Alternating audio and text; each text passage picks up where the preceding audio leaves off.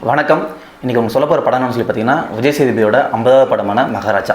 இந்த படம் எப்படி இருக்குது, இந்த படத்தோட ப்ளஸ் என்ன மைனஸ் என்ன, தேட்டருக்கு போகலாமா வேணாமான்னு ஒரு ட்ராப் கூட ஸ்பாயில் பண்ணாமல் ஃபுல்லாக சொல்கிறேன். இந்த வீடியோ ஃபுல்லாக பாருங்கள். இந்த வீடியோக்குள்ளே போகிறதுக்கு முன்னாடி நம்ம சேனல் சப்ஸ்கிரைப் பண்ணாதீங்கன்னா சப்ஸ்கிரைப் பண்ணிடுங்க. நான் ரிவ்யூக்குள்ளே போகிறேன். ஃபஸ்ட்டு இந்த படத்தோட ஒன்லைன் சொல்லிடுறேன். விஜய் சேதுபதி ஒரு சலூன் வச்சிருப்பாரு. அவங்க வீட்டில் லக்ஷ்மின்னு ஒரு பொருள் இருக்கும். அந்த பொருள் வந்து யாராவது திருட்டு போயிடுவாங்க. ஸோ போலீஸ்க்கு போய் கம்ப்ளைண்ட் கொடுப்பாரு, கண்டுபிடிச்சி கொடுங்கன்னு சொல்லிட்டு. போலீஸ் இந்த கம்ப்ளைண்ட் எடுத்துக்க மாட்டாங்க.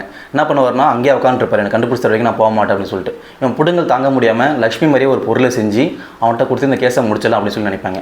லக்ஷ்மினா என்ன, அது கண்டுபிடிச்சாங்களா இல்லையா, அந்த லக்ஷ்மியை வச்சு கதை எப்படி மூவ் ஆகுதுன்னு தான் மீதி ஃபுல் படமே. இதுக்கு மேலே நான் ஒரு லேயர் டீப்பாக போனால் கூட இந்த படத்தை நான் ஸ்பாயில் பண்ணிடுவேன். ஸோ நான் எதுவுமே சொல்லலை, நீங்கள் போய் படத்தில் பார்த்து தெரிஞ்சுக்கோங்க எல்லாமே. படம் ஃபஸ்ட் 20 மினிட்ஸ் ரொம்ப ஸ்லோவாக தான் போயிட்டுருக்கும். ஒன்ஸ் அனுராக்குள்ளே வந்த பிறகு தான் படமே பயங்கர த்ரில்லிங்காக மாறும். படமே அப்போ தான் சூடு பிடிக்கவே ஆரம்பிக்கும். இந்த படம் ஏன் பார்க்கணும், இந்த படத்தில் என்ன ப்ளஸ் இருக்குன்னு சொல்லிட்டு ஒரு 4 பாயிண்ட் சொல்கிறேன், ஃபுல்லாக கேளுங்க. ஃபஸ்ட்டு பார்த்தீங்கன்னா இந்த படத்தோட ஸ்கிரிப்ட்.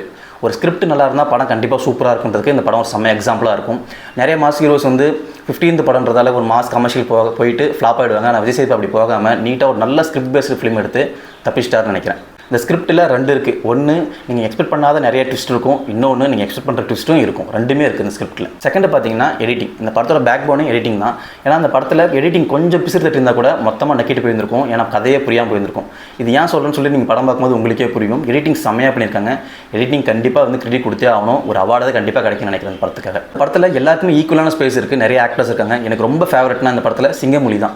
நீங்கள் எதிர்பார்க்காத ஒரு சிங்கமொழியை இந்த படத்தில் நீங்கள் பார்ப்பீங்க. ஒரு மாதிரி பயங்கரமாக பண்ணியிருப்பார் அந்த படத்தில். மற்றபடி பாய்ஸ் மணிகண்டன் செம்மையாக பண்ணியிருக்காரு, நட்டியும் செம்மையாக பண்ணியிருக்கு. விஜய் சேதுபதி பார்த்தீங்கன்னா ரொம்ப காமன் கம்போஸ்டாக அவரோட கேரக்டர் கரெக்டாக பண்ணியிருக்காங்க.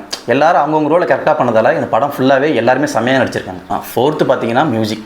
இந்த படத்தோட ப்ளஸும் இது தான், கொஞ்சம் மைனஸும் இது தான். ஏன் மைனஸ் சொல்கிறேன்னா, நிறையா சீனில் மியூசிக் இல்லாமல் சைலன்ஸ் விட்டுருந்தா இன்னும் அந்த சீன் பயங்கரமாக எலிவேட் ஆகிருக்கும், பயங்கரமாக கனெக்ட் ஆகும்னு எனக்கு தோணுச்சு. ஆனால் நிறையா சீனில் மியூசிக் கரெக்டாக போட்டு அதுவும் சூப்பராக பண்ணியிருக்காரு. ஃபிஃப்த்து பார்த்தீங்கன்னா ஆக்ஷன் சீக்வன்ஸ்.